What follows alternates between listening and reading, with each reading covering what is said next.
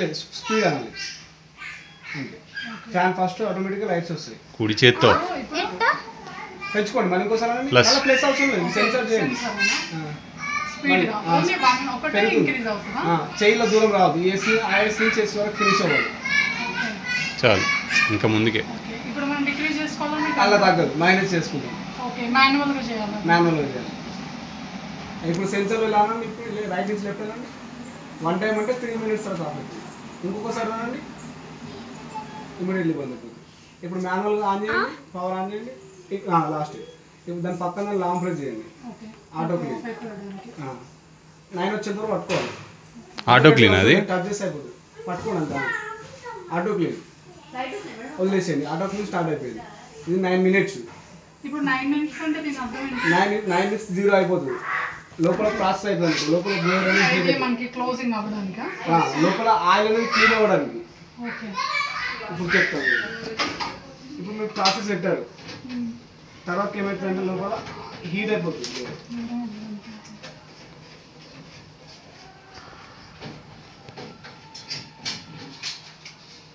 Touch చేయండి, ఇట్లా heat అవుతుంది. ఇప్పుడు మనం ప్రాసెస్ పెట్టుకున్నాం కాబట్టి హీట్ అవుతుంది. ఇక్కడ మనం లోపల బ్లోయర్ ఇట్లా ఆయిల్ స్టక్ అవుతుంది కదా, ఆ హీట్ అంతా కడిగిపోయి హోల్ నుంచి వచ్చి ఇంట్లో పడుతుంది. అందుకని వీక్లీ 1 టైం 9 నుంచి మనకి 0 అయిపోవడానికి ప్రాసెస్. ఇది నార్మల్గా ఈ ప్లేట్ కూడా తీసి క్లీన్ చేసుకోవచ్చు. అంటే మనకి ఏమైనా సెపరేట్ పౌడర్ ఉంటుందా దీనికి, లేదంటే వేడి వాటర్ వేస్ట్ చేసుకోండి. కెమికల్స్ వేస్తే మీకు చెట్టు పప్పులు వస్తాయి. వేడి వాటర్లో నార్మల్ చేసుకోండి.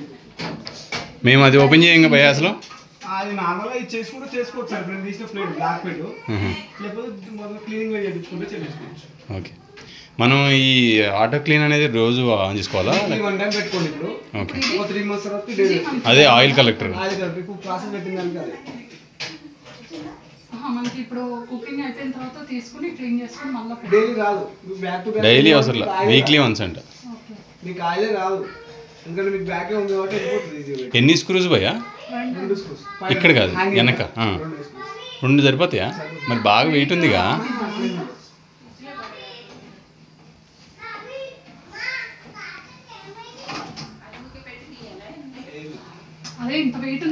నేను అనేది అంత వెయిట్ 2 screws మీద ఆగుద్దా? అంతే వస్తుందా? అచ్చా, క్యాన్సిల్ చేయాలి. రెడ్ ప్రాసెస్ ఉంది కాబట్టి సెన్సార్స్ అని మాన్యువల్ వర్క్ చేయదు. రెడ్ వస్తే క్యాన్సిల్ అయిపోతుంది. అచ్చా, క్లీనింగ్ క్యాన్సిల్ అయిపోద్ది. 0 వరకు రావాలి, 7 వచ్చింది 0 వరకు రావాలి. 9 స్టార్ట్ అవుతుంది, 9 నుంచి స్టార్ట్ అవుతుంది. 0 ఆటో క్లీన్ క్యాన్సిల్ చేసేయండి. రెడ్ క్యాన్సిల్ చేస్తే 1 టైం. అది ఇప్పుడు సెన్సార్ మాన్యువల్ ఎలా అంటారో యూజ్ చేసుకోవచ్చు మళ్ళీ. Okay okay. మళ్ళీ సెన్సరే, మళ్ళీ రైట్ సైడ్ కను అది.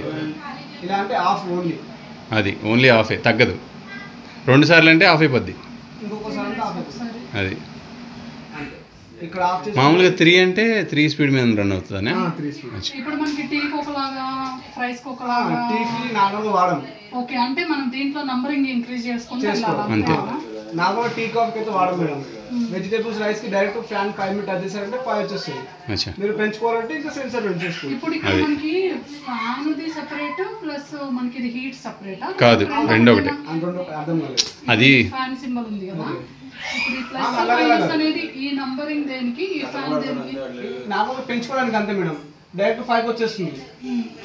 లేదనుకోండి నార్మల్ ఆన్ చేసుకుని ప్లస్ పెంచుకుంటున్నారు అంతే, 1 by 1.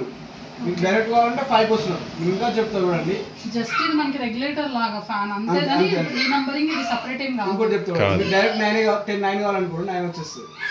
మైనస్ కొట్టాలా డైరెక్ట్ ఆన్ చేసి రిటర్న్ వచ్చేస్తుంది. మళ్ళీ లేదు 0 కావాలనుకో మనకు 9 నుంచి డైరెక్ట్ 0 వచ్చేస్తుంది. +1 యాడ్ అవుతుంది అంతే. +1 అంతే. ఎలా అంటే అలా యూజ్ చేసుకోవచ్చు.